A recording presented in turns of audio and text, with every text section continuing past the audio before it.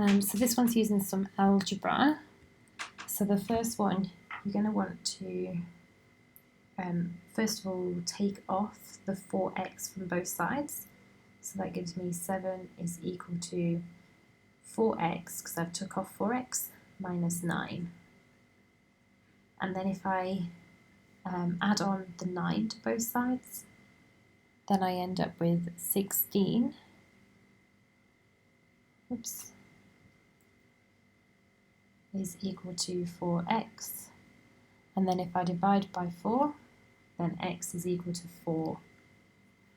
And then the next one I'm expanding. So if I do a single bracket expansion, I get 2x plus 6y. And then it's minus 2x. And minus times minus y, so positive y.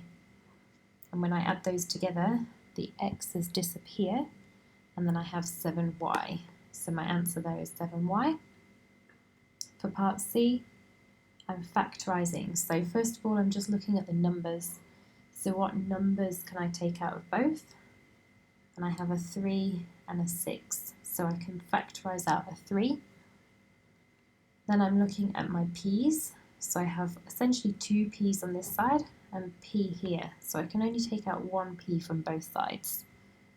And then I have a q, and I have 3 q's. So the smallest thing I can take out is a q. So that leaves me with a p left over on this one, and 2 to times by the 3 to make the 6, and q squared, so that I eventually get the q cubed. So that would be my final answer. For part D, I need to find the value of n.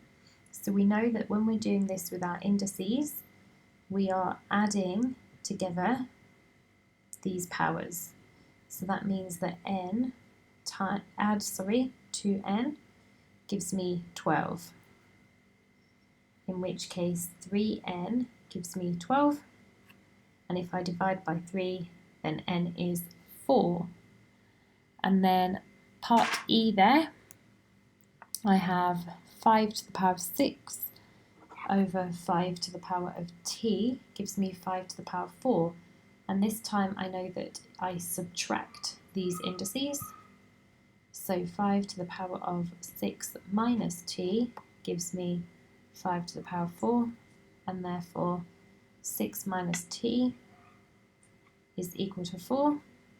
So if I add t to both sides, 6 is equal to 4 plus t, and then if I subtract the 4, then 2 is equal to t.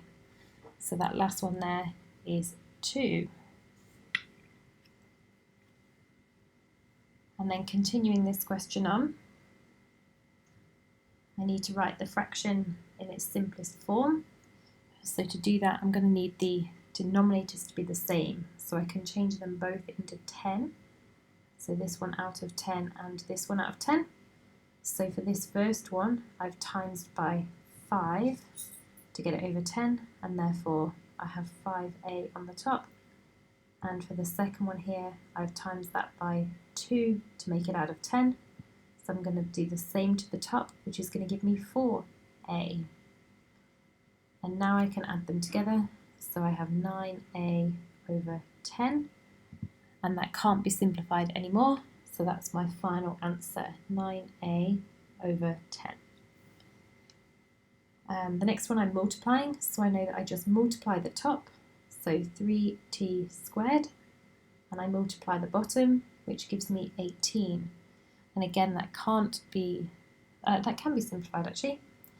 We know that 3 over 18 is the same as writing 1/6. And therefore this is the same as writing 1t squared over 6 or t squared over 6. The next one is a division. When I'm dividing my fractions, it's the same as timesing when I've found the reciprocal of the second one.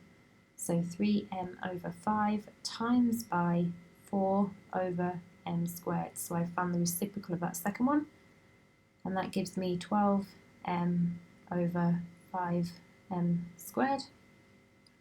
so 12 over 5, and then the m's cancel, so I end up with 12 over 5m. Part G there, so on the number line I'm showing the inequality. X is bigger than or equal to 4, so because it's or equal to, therefore it needs to be a filled in dot. So on the 4 it should be filled in, and it's bigger than or equal to, so it's this direction, and it carries on forever. And then the last one is multiplying out the brackets. So here I'm going to use FOIL, so first, which is 6x times x, so 6x squared, then the outside, so minus 3 times 6, which gives me minus 18x, then the inside, which is 5x, and then the last one in the brackets, which gives you 5 times minus 3, which is minus 15. So in total we have 6x squared minus 18x plus 5x minus 15, which is therefore 6x squared, and then I've got 18 plus 5, so that's going to give me 18 minus 5, or minus 18 plus 5, which is 13, minus the 15, and then that would be my final answer for that one. So 6x squared minus 13x minus 15. And then that's question 3.